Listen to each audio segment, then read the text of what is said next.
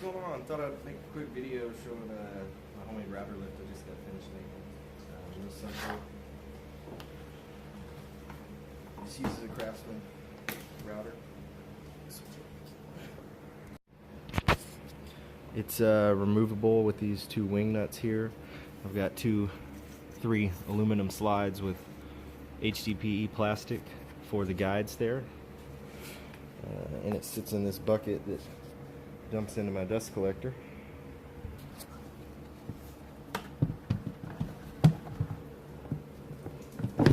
It's right in the table like that. I've got different replacement plates. And the assembly drill to the socket. On-off switch. Pretty basic, pretty simple. Works really well. Just thought I'd share.